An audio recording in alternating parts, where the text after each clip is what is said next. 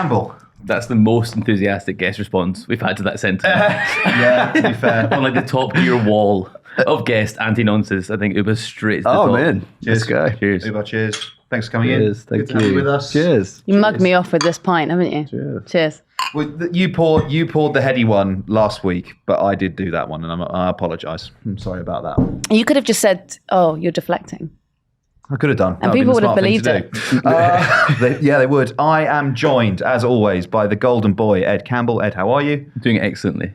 Thank you. Great. How are you? So positive. Very well. Thank you. Thank you very much. Ava Santina, Capital J journalist. Ava, Hi. how are we? Thanks for having me. A pleasure. And Oobah Butler, I should have asked you what you wanted to be introduced as. Hit viral sensation, TV presenter, Ooh. TV man.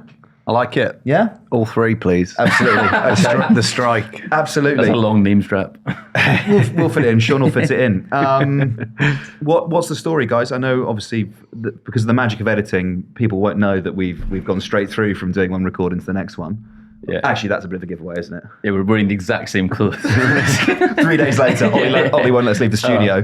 But Oobah, what have you been up to? What's the story? You've obviously got you got a doc airing this evening. Yes, at 10 p.m. called The Great Amazon Heist.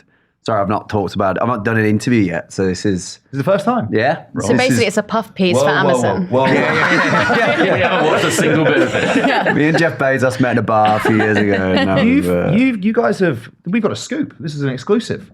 We're first. Fucking hell. Yeah, good for us. There is a first for everything, isn't there? Yeah. So that means I'm going to be particularly bad in the interview. Oh, I'm not No. sure about that. I'm going to warm up. It's quite nice because basically we couldn't get through something.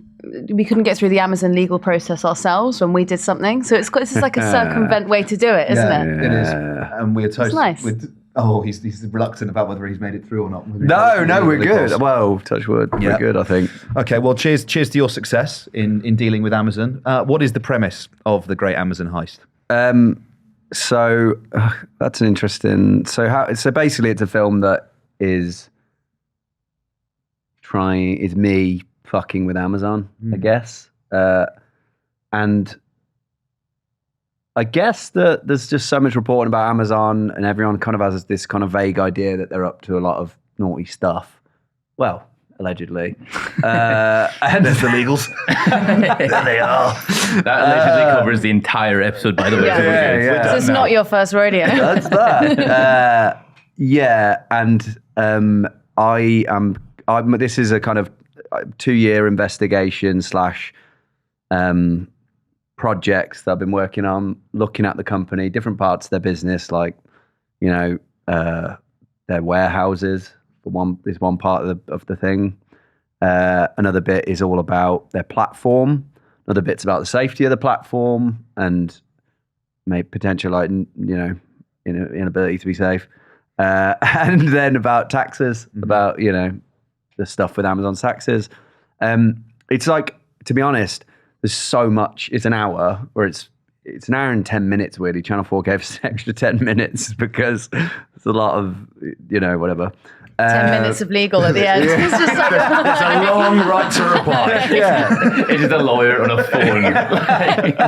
like they unroll it like a script. I mean, it's like quite interesting because like the film has ended up like when you finish a project, you end up sort of figuring out what it's about. And this is definitely, I think the film is like quite about the law. Like there's a lot of the central conversation of the film is me talking to a lawyer after the fact. To make this project has been very difficult, but like I think it's good. I'm really happy with it. So, I mean, Brilliant. yeah, so did we. I mean, we were all watching it at the desk today, sort of giggling and laughing out loud, which is high praise from Ed Definitely. Campbell because he's a dour-faced Yeah, I fucking hate comedy. but no, it's really, really good. The lawyer you mentioned, he's a bit of a star turn. You're not too bad yourself. Thank you. I think one of the things that really stood out for me, and obviously I'll leave Ed and Ava to ask their own questions as well, but was the role of humour in it, right? Like it is funny, and I just wondered, you're talking about working practices, whether workers are safe. You're talking about tax avoidance and possibly tax evasion and those kind of things. And obviously it's pretty weighty subject matter. And I wondered, in your mind, sort of how important humour is to your working process and when you want to take on a project, because I don't know. For me personally, I feel like it's pretty central to. I don't think you have to do one without the other, right? You don't have to be serious and not make a joke at the same time. Yeah, I mean, it is the only reason that I don't know. It's the only thing that I think I'm actually good at. I think that like it is actually there's so much amazing reporting about Amazon that's very, very, very brutal and like difficult to read. And I guess that my challenge, what it started with originally, was sort of like I made a short on my own that I funded myself and directed and made with Stan Cross, who edited this. We wrote it together. And that was all about the tax segment of the film. Is kind of comprised a lot of, it's about half and half now, but of that footage. And that was simply like, I just read that Moneyland book and I was like, the Oliver Bullock one. And I was like, how do I try and do something about this subject that isn't just really dry? Because you try and converse with like people, like your family members or your friends or whatever about that. And it's so boring. It's like it's really difficult. Not a good review for Oliver Buller. No. It's actually no. I love that. But no, it's not. No, it's really good. friend of Poljo. Friend of Poljo, Oliver Buller. Yeah, and also he did Butler to the World. Right. Really good. Great. That was really good. We can actually empathise with that because we tried, didn't we? We tried to make a video about it and were unsuccessful based off Oliver Buller's work, didn't we? Not the exact stuff that Oobah was talking about. We did make a video. Was it any good? The Russian laundromat one. Yeah. It was good. Oh, that was really good, that Yeah. video. Yeah. Am I thinking of something else? I've got no idea what you're thinking about. Okay. But he has a book space to do his work. That was a nothing conversation about doesn't he? Like, this is my point. Like, there's two things. That wasn't me saying that his book is boring. No, not I at all. It is really difficult to, like, I always like means test ideas by like, can I say them in a sentence and can I speak them to someone who doesn't care about what I do and seeing their face, whether they'd find it in any way intriguing.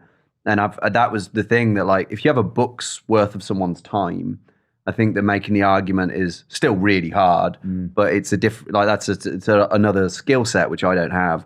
But the thing that I think that I'm able to do is to try and condense something like that.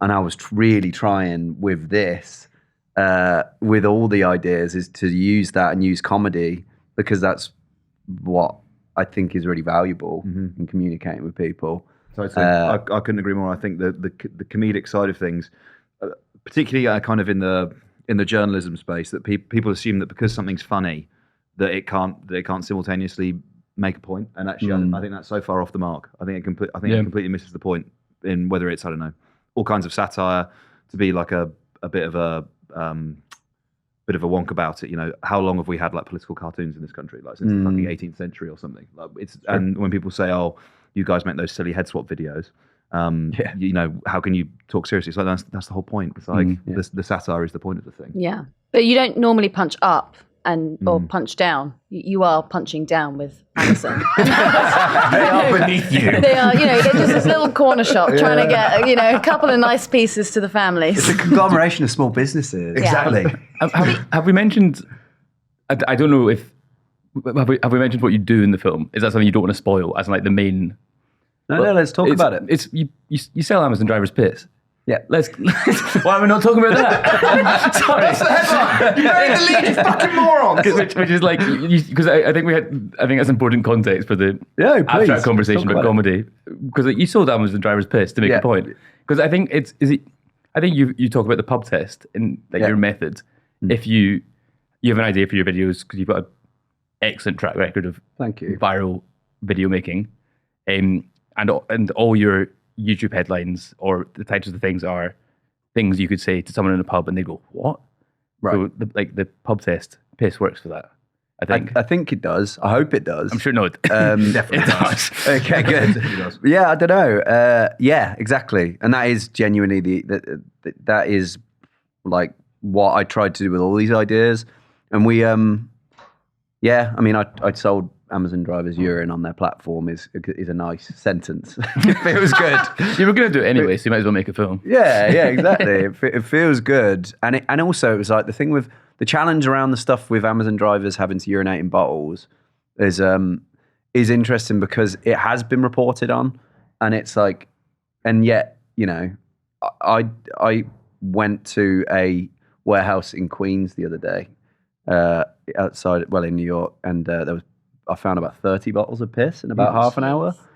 That was the thing that really stood out for me, mate, was there's a few shots in it where you're like walking down an A road or whatever on the way to one of these places, and it's just like one after the other. Yeah, it's crazy. After the other. Yeah, and I mean, it sounds like, it's quite interesting, isn't it? Because it's like, everyone thinks that's bad. And also, obviously, the thing, which I hadn't heard about, but Alex Press is a great journalist. She talks about female drivers getting UTIs from holding in the piss. Oh. It's crazy. And I Googled that, and it's not really been reported on. She gave us that, so it's good of her to do that in the film. And yeah, just I think the thing with the bottles of piss at the side of the road is it's genuinely, Amazon warehouses have popped up all over the world in the past 20 years, whatever. Like more recently than that, but just talking broadly. And it is mad that one of the the lights on the Christmas tree for an Amazon warehouse is bottles of piss outside of it. And I genuinely challenge anybody to go to their local fulfillment center and you will find piss. It sounds like I'm being stupid. It is I called up my mate the other day. He was at the warehouse in Bow and I was at the warehouse in Queens, and he found we were trying to do like out count each other for bottles of piss. Same thing. Wherever it's never failed to up to bottles of piss. Amazon are flooding the world with piss. I'll say that they are. But then why? Like, why are they flooding? Basically, why are they having to pee in bottles? Yeah, I mean the drivers say it in the film, but it's a mixture of things, isn't it? It's like Amazon drivers have really difficult targets. We spoke to drivers, in Italy, Spain, all across America, in Britain. There's subreddits of just so many drivers talking about this. This is just who we spoke to directly, who were in the film. And there's a combination of things. It's that they have this app that they have unrealistic targets on the app. And the quicker they work, if they want to finish their work, they'll have like an allotted number of parcels they need to deliver in a day, a route. And if they work quicker, they get given larger routes. There's not really any incentive. So it's not about the actual productivity of how they work. It's like we just want all of your time. So it's and that was something that we heard from multiple drivers. This is all just their statements. Sorry, did you have a question? No. And then so they have this just like this thing which is going to take all their time. And in their words, if you work slower, you have a lower rating system on the platform, and the dispatch manager monitors this. I saw it. I looked over and looked at the app. It was kind of nuts. And they have like green to red how quick they're working, and like they're monitored and they're on a map, and they've got cameras. This is what they said. I'm just going on their statements. They've got cameras in their car that are kind of filming them. Apparently, Amazon say it's for their safety. And so they're anxious about that. They've got this kind of, all their time is occupied by delivering these parcels. And then, Amazon says that everyone should be able to go to the toilet. Like we give people enough time to do that. But then some of our drivers say that's in the film, like, people who take longer tend to lose their jobs. So like, it's just a fact of it all that the Amazon drivers piss in bottles. And then one thing that we uncovered in this film was, I think it was us who uncovered it, but I haven't seen it anywhere else, is the point system. 10 bottles of piss, you get fired if you got 10 bottles of piss. So they tend, this is my theory, to chuck them out the window as they arrive back from their shift. So it's the last thing they do. So that's why they're always outside, because why would you bring your car back with all the piss in it if you knew it was going to cost you your job? And so that's why they're flooding the world with piss, I think. Ava, there's been some efforts, haven't there, to unionise the Amazon workers in the UK.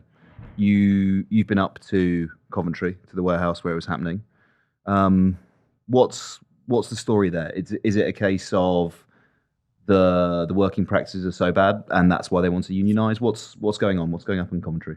Hours mostly, and lack of security in the job. But it was a law firm called Foxglove, and they haven't been working on it for a while because you're more on it than I am, but I believe that the case of the union collapsed. So Amazon said that GMB had overinflated how many people had joined or wanted to sign up for the union, had requested union work. There was also a big issue as well with allegedly on the shop floor, if you were discussing unionizing, then you were getting sacked, which is illegal. You can't do that to unionizing workers. They have just announced new strike days though. And then on new strike days, they do recruit outside, don't they? They have, we went up there, they have big tents and they recruit. But it's terrifying when you go up there. I think the only way you can describe it is it's very American. Do you know what I mean? It's sort of like... To the warehouse, you mean? Yeah, to the warehouse in Coventry. You come outside of like this, like kind of provincial, city, normal. And then you're in this... It's like a mile long, or it looks it. It's just so ridiculously large. And you're not allowed on the land. We actually did the same thing as you. We went to park in the Amazon car park, and we had like 4 men run at us, be like, "Get out!" I was like, "Okay." And it was a rental car, so I was like, "Well, I'll sing it on the road. If they take it, they take it. What am I going to do?" I'm not comfortable for this. Yeah.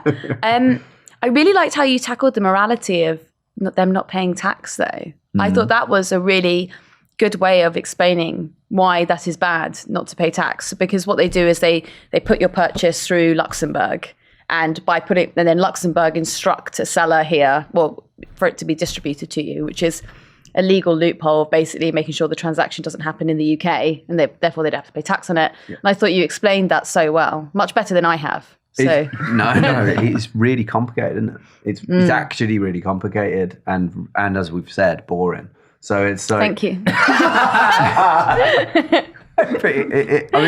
It's really, it's one of those things. It's really difficult. All those visuals were like done at the very, very end with my Stan, who edited this as well, with my brother in the VFX, and they were amazing. But yeah, literally, that's why I tried to bake in the third party liability thing into the stunt, because it was like, oh man, if you could, because that's like a really interesting way of explaining it to me, is like, if I make an offshore company and then kind of almost do all of my activity through the offshore company, but everyone can see that I've done it. I've done it. Well, should I be saying this? I don't know. Who knows? You're talking hypothetically. Hypothetically, if you were to do it. If I were to commit fraud in this film, then I had film it and publish it on public service broadcaster. Yeah. In spite of the lawyer saying don't publish this film. Yeah. Then that might mean that it was no. But I guess that it's like, I guess it says something interesting about the law in general, isn't it? Kind of that if you have access to that knowledge, then you can bury yourself in kind of, you can hide liability, and you can, I invoice, say I may have invoiced that company for money, so I'm just a sole trader technically. So what I'm trying to say is, it's kind of for me, like, practically baking into the stunts the whole weirdness around third party companies and offshore companies. I think I tried my best to try and do that in a way that it would make sense to, because most people, the idea of an offshore company is such an insane thing to even think about in your life. Whereas the wealthy is like all they do. Everything's just, and it sounds kind of jargony, doesn't it? Even when you're speaking about it like this, it sounds a bit, but not in the film. I think it's a comparison. It's the best comparison I've seen for explanation of why you should pay tax since John Richardson confronted Jimmy Carr about not paying tax. Wow. Sorry, this is an FBPE comparison. But, no, it's not. You're quite an FBPE person. No, but... Sorry, that was just a dig. What do you say? That is... What did you say? I said you're quite an FBPE person. Wow. Well, I'm so sorry, Ed, that no one knows who you are. You wouldn't be here without your dad. Allegedly. What I was going to say. God. Fucking hell. What I was going to say, he's Alistair Campbell's son. No, it's not true. No. when we were launching the podcast to promote it, what insane thing to learn. It's just like the act. Oh, okay. No. Why did he illegitimate Scottish? No, we thought to promote, when we were launching the podcast to try and promote it, we cut a promo with Ed being like, "Thanks to my dad, Alistair Campbell of New Labour fame, I have secured my own podcast, and so we put it out and obviously baited him into sharing it, and it went down very poorly. Was it you still get people on Twitter being like, "Your dad's a war criminal." Yeah, I tweet and they're like, "Oh, you should be in the Hague, son." Like, well, I shouldn't. And then the thing about people not knowing who he is earlier today we read a YouTube comment which was Ollie, Ava, and that other guy. Really? I'm taking on the chin, staying humble. Yeah. Always. No, it's good. Those comments are brutal, man. Don't read them. I don't. Everyone say something nice about Oobah in the comments now. Okay, so John Richardson said to Jimmy Carr when he wasn't paying his tax and he was found out for it, he was like, look, we're always told there's no money in the pot, and it's because people like you aren't paying into the pot. So that's why the nurses can't have a pay rise, because you're not giving your fair share. Yeah. And I think the comparison, the explanation you did in your video is as good as that. Tried to do how quickly, thank you, how quickly could Amazon make a Prime delivery without the roads that our taxes pay for? Yeah. That's the sentence that we have in there that I think that gets there for me. Yeah, I mean, potholes are like a weird obsession of ours as a country. And I felt like a phenomenon, the visual thing of someone angrily pointing at a pothole. I'm so jealous that you got to pose in photos. Thank you, thank you. It's such a genre of exactly. local journalism, isn't it? It's an absolute standout, and you're there. Like, thank you. The Grand Canyon. That was sick. Yeah, the biggest pothole. It's another Coventry shoot. That a lot of Coventry in this film. I didn't expect it. I'm all for Cov representation in the British media. Get out of Westminster, lads. Get to Cov. Exactly. It's not far from where I grew up, not an hour away. Yeah? Yeah. Where are you from? A place called Redditch. Okay, yeah. I'm a Stratford boy. Really? Yeah. Do we know this? Do we know this? I don't know. I did. I went to Stratford College. Did you? Yeah. Bollocks. Yeah. Did music, BTEC. No way. Yeah. Fucking hell. Did you ever go into Mackey's on Bridge Street? Yeah, of course. That's where I worked. Really? Yeah. You probably served me. Quite possibly, yeah. Yeah. What interaction of new media titans happening about 2010. One day people will go back to Stratford and they'll be like, the giants of media. At one point, Ollie Dugmore sold Oobah Butler a Big Mac in... What is your Mackey's order? I mean, I'm a vegetarian, so it's classic now. McPlant. So, yeah, the McPlant.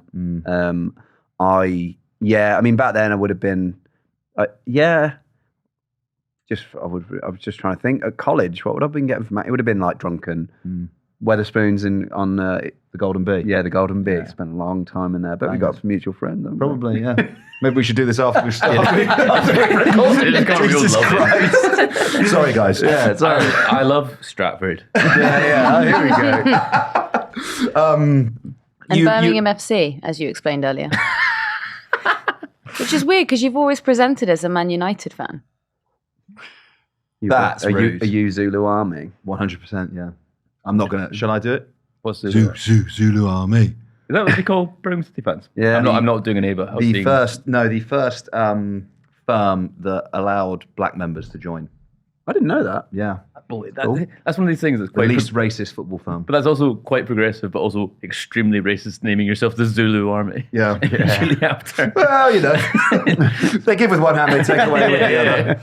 How are they doing now? Is that continued? Has the bar continued to be that low for their racism quota?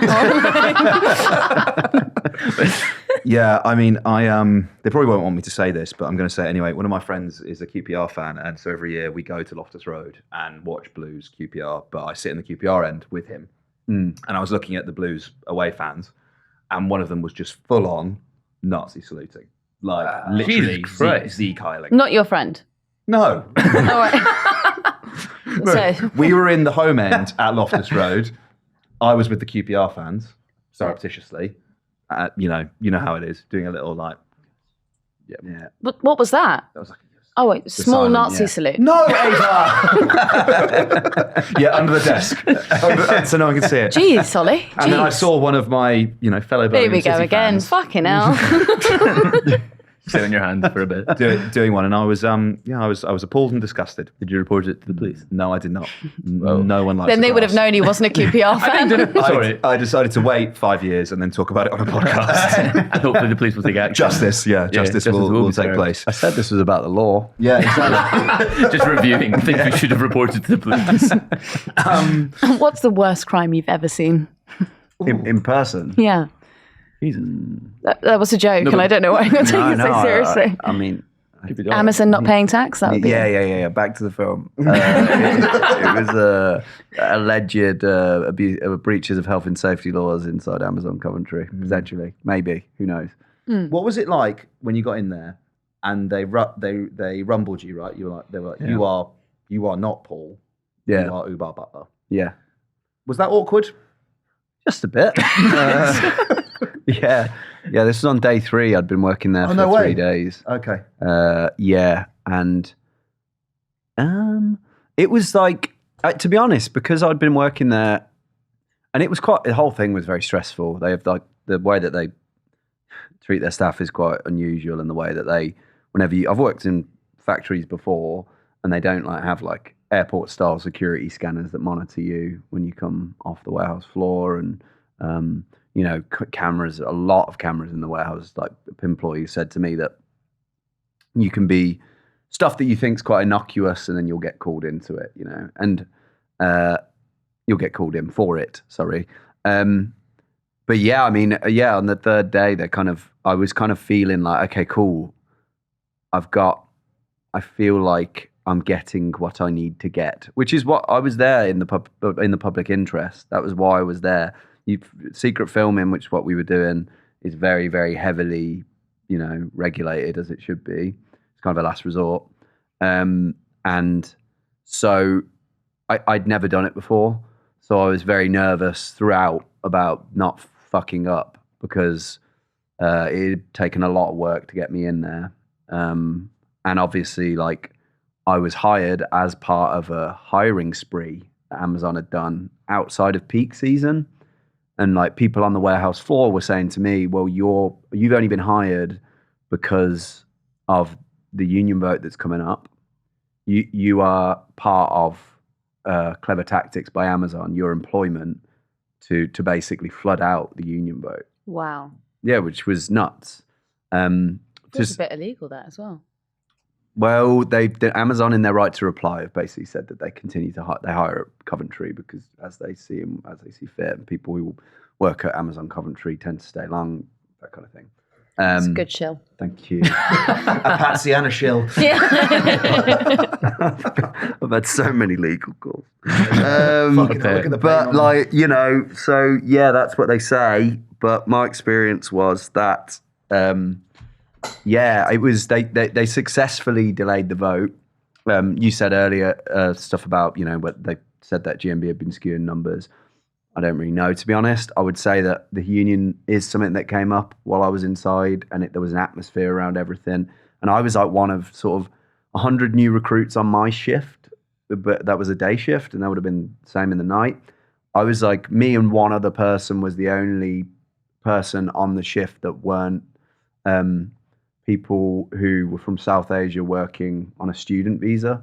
So it was all a lot of like very temporary workers who could only work 20 hours a week. And I remember saying this at the end of every day, you kind of have to write out all of your notes and like, what did you observe? Like what got said and everything. I remember making a note of it being like, this is quite weird the way that I'm the only one who's like not a student. And then, it obviously came up, and like since GMB have said they see that it was like, part of a way to interfere with the vote. And it was weird, like, oh shit. So I've gone in to do this undercover reporting where I'm like trying to observe things. And like, I worked in like insane conditions on this lorry for about 3.5 hours longer than they said I should. The thing that you do notice talking to everyone, it's kind of like an in joke at Amazon that I experienced was like people just being like, yeah, I live like, oh, you're in pain, get used to it kind of vibe. And that was like continual throughout everyone that I spoke to.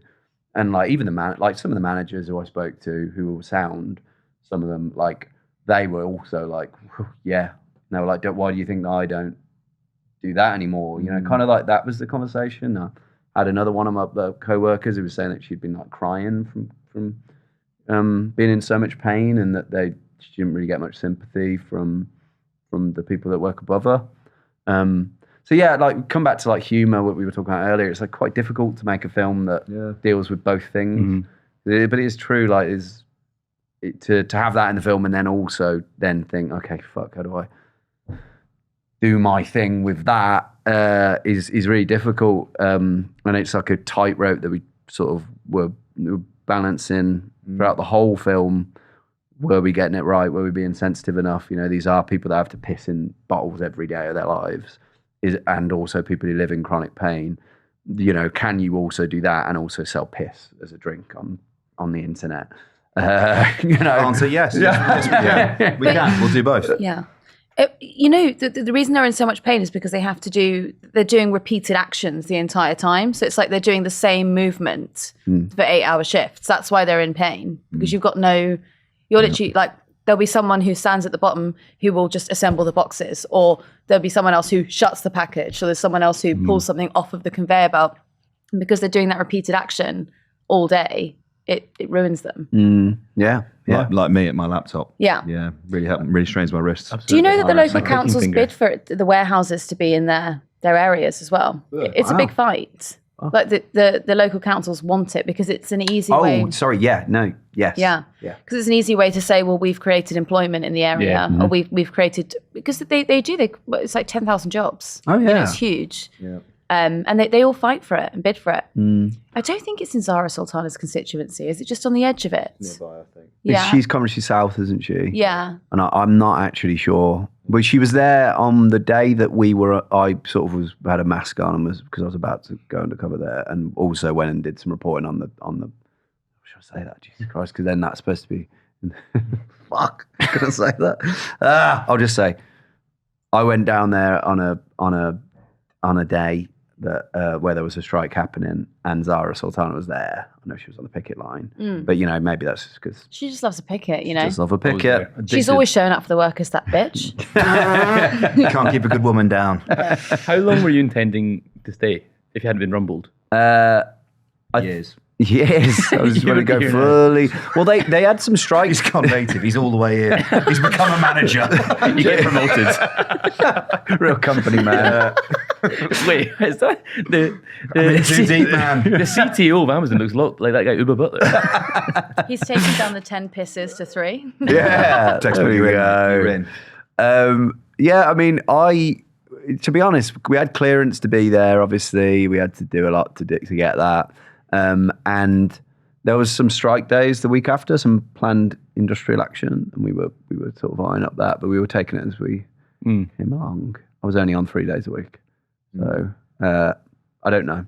Yeah, is the answer. The Channel 4 budgets aren't massive, so I'm not sure. Try and work here, hun. Yeah, probably bigger than ours, I would imagine. The cans of Hollyoaks for you. I didn't even have time to go and collect the piss bottles. When I was up there, Ollie was going, I don't care, piss in a bag. Can we talk a little bit more broadly, I guess, as a collective about stunts and like stunt based, I guess you'd call it journalism rather than perhaps content. Whereas, you know, because there have been people like, for example, Led by Donkeys or whoever, who have kind of made content where, you know, I don't know, they like pour blue and yellow paint on a road and then the cars turn it into like a Ukraine flag or something, you know, something like that. And it's kind of maybe you could call it gesture politics or like, you know, collectivism or whatever the fucking word for it is these days. What do we see as kind of the distinction between something like that and then perhaps the stunts in films like this or the films elsewhere? I don't know. I'm kind of looking at you, Ed, because you're an expert in these things. Yeah. What I think is interesting actually is this film and your kind of work generally, it was very similar to Zach Alsop and Max Foster's kind of content that they make on YouTube. If people don't know, they may do like kind of stunts like Max did. He snuck into like the International Security Expo, but in that video he's not making a wider political point about international security or something like that. Like it's just entertainment, and it's funny, and they're really good videos, and they're really good at what he does, and they are very funny, and they're similar in tone. But ultimately, I think there's like a larger point at the heart of this film, and it's like it's uncovering something shocking as well. Whereas I think a lot of, if we're calling it collectivism or stunt-based political stunts, it's highlighting something that you already know, and it's to be shared by people who already agree with that sentiment, and it's to make you feel good, if that makes sense. Was that a coherent Yeah, it was coherent, mate. Yeah, that's good. I enjoy your analysis always, Ed. Thank you. Back yourself. A good example is, there's an artist. Will I name him? No, I won't. But I'm going to Damien Hirst. I sure was shit. Banksy. Okay, moron. But there was this it was an image of the 5 Tory prime ministers. Oh, it was basically very similar to Swede's video sentiment, as in the iconic train spotting poster. Oh yeah.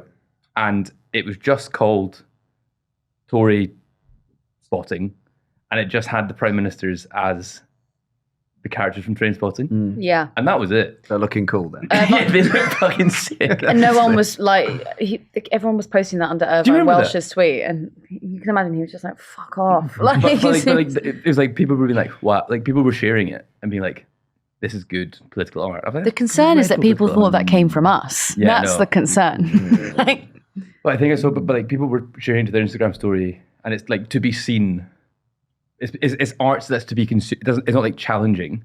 It's confirmation of of opinions you already hold, and it's not going to change anyone's mind.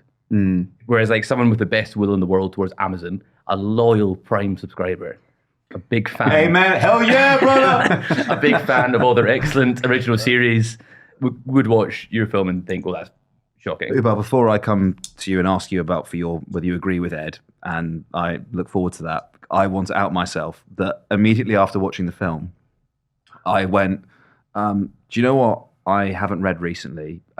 Mark Fisher's book, Capitalist Realism, and I went onto Amazon and bought it. Literally within minutes. Well, the film was made to program you to do that. This is actually advertorial for Amazon. Yeah, which is fairly shameful. But anyway, back to the main points thing. Oobah, obviously, you also have done a fair amount of stunt-based stuff. It's not just this, right? It's the Shed. It's sending body doubles on for media interviews. All of your bits and pieces, and for me, for the real heads, the older canon, the sort of picture features that you did for Vice, which were fucking excellent. Thank you. What do you see as the role of kind of stunts in creating those kind of things? And do you agree with Ed about sort of confirming biases and challenging people? Yeah, I mean, it's a trend, isn't it, now, where you've got platforms that are constantly doing, don't know. I guess it's a few things where it's what are you actually trying to achieve? Because if it is, you're just trying to make a successful social media account, then confirming biases is amazing, isn't it? Yeah. Literally, it's the perfect type of content for if you just want stuff to spread as quickly as possible. BLM content. Ooh, here we go. Well, it was the Black Square during the pandemic. I'm sorry, that was all the girls in the home counties sharing it. Yeah. Yeah, and it's how much do you? I guess it's what is the conceit of it? Because it's what am I trying to say? But all of it, isn't it basically come down to whether you actually have any sincere beliefs about the thing anyway? I don't really know. I haven't really thought about it. It's just weird considering I've just made this film. I guess that all that I personally was trying to do with this, and it is a bit, to be honest, a little bit of a movement because of I'm older now, so I want to make things that maybe I don't know.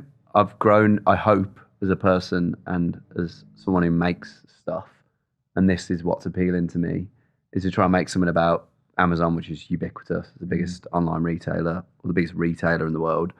And I was like, well, I want to make stuff that I want to create stunts and pinpoint things that I find particularly, there's always that secret sauce of something that's hypocritical or funny or interesting, and trying to combine those elements.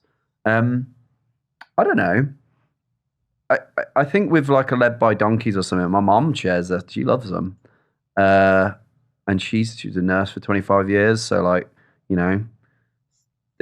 think it's easy, whatever. They've had a run of, I don't know what to say. I don't like it when Ed sneers at Led by Donkeys, to be honest. Yes, you do. No, I don't. Yes, you do. I actually don't. I I sit don't- there and I say, this is really important to people who've been a nurse for 25 years. and Just off the phone with Uber's mum. No, but look, I will also respond to those messages and say, yeah, but mum's... but, you know, but what I'm trying to say is, I think they've gotten better at it. They've had a couple of better ones. I reckon the thing that they did with the people... with the third party, with the company that they did the sting. That was decent. Yeah. That's a decent sting. thing. That is so much better than making a fucking sign on the Thames. Oh, Yeah. that's what he hates the most. projecting That's onto his biggest. Parliament. Yeah, that's Oh his. my god! It's the what biggest does waste that of even fucking mean? time. Yeah, so I think it looks really cool. It does look interesting. Anyone can I'm do fully it. bought into that. What Yeah. Thames projections? Well, you get your projector up then. Sorry that okay, we don't. we could do that this evening. What projector do you have that's that big? What are you and your girlfriend watching films I'll on order of an one off evening? Amazon. There you go. This is what they make me do. What this is really about. Yep. What does your bedroom look like? Is it just like, it must be the brightest light? Just That's your technical home conversation. projector. It must be like being on the sun. Like, Son. No, I don't have a home projector. I should get one off Amazon. Is mine. But as people that make online content, trying to come up with concepts that spread and communicate and whatever the fuck you're trying to communicate, whether that's just we need to make some money for our platform. So, you know, I'm not saying you, anybody. No, I understand what you're saying. Then it's like, you know, a successful thing could just be that, you know. But it depends what you're trying to do with it, I guess. I guess it's whether you actually, that's the point, isn't it? It's like taking the common thread between both of what you've said. It's whether are you trying to change something, or are you trying to just draw people's attention to something? Are you actually trying to create real world change, or are you just chasing numbers? And you know, there's plenty of space for maybe all of those things. So Well, I think that just the thing as well is just an amazing, insane opportunity to work for a public service broadcaster where your main, you know, the emphasis is completely different to anything I've ever made in my life. Where you know you've got more of a space to actually talk about this shit, and that's kind of the amazing thing. You know, it is also about obviously the success of the show and whatever viewers, things like that, overnights. But like also the stuff that gets made needs to have that point. And as a younger person, I definitely don't know if I would have had that in me. I don't know. Maybe I would have. it's such a different audience though as well, right, Yeah. for you? Because I mean, you're reaching over 50s in a way that you probably wouldn't typically target. Yeah.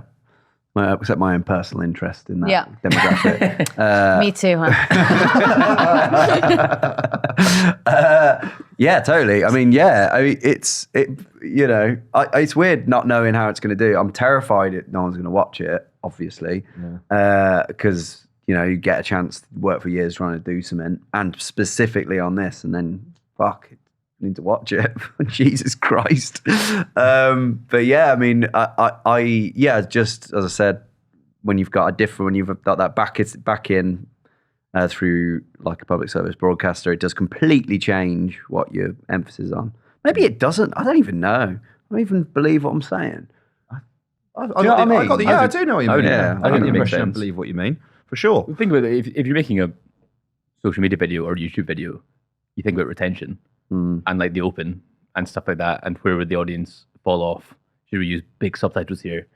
Because the idiot audience can't pay attention to something for more than 30 seconds. Whereas like a piece of television is... What? Your thread all day today has been to attack our audience. You did that in the last record. Yeah. Yeah, no. I think it's my first day back at work after a while. feeling Vengeful. Yeah. Yeah, but they're not going to call you the other guy now, are they? No, they absolutely will not. They'll know my fucking name now. He's been full of contempt all day. Really? honestly. just vengeful. One of those days. Yeah. It's been a pleasure. Oobah, would you like to plug the film one more time? Yeah, it's called The Great Amazon Heist. It's on Channel 4, 19th of October at 10 p.m. and then just stream it. Even if you hate me, just stream the film. That's exactly what I did earlier. And a shout out to my nieces, Eve and Penny. They were so They were sweet. great Yeah. film. 4 and 6 years old. They, maybe they've kind of accrued up £1 million worth of fines for Amazon to have to pay when this comes out, potentially. So Shout out to those little gals. Good work for them. Ed, Ava, it's a pleasure. Thank you so much. Thank you. To the audience, I'm sorry about what Ed said about you. Please head to Change my mind, audience, actually. Change my mind, yeah. Head to the subreddit, change Ed's mind about you. Thank you. No. Thank you so much. We'll see you on the next one. Bye-bye.